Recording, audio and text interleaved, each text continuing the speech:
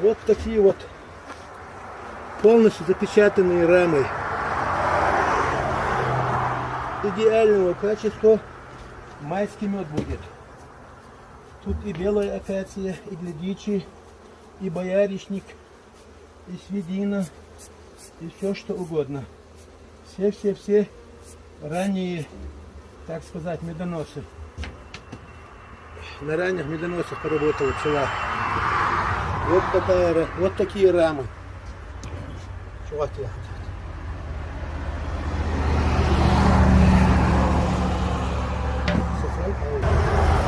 Алхамдулилlah, полностью запечатанный мед. Вот такая тут картина на моей пасеке.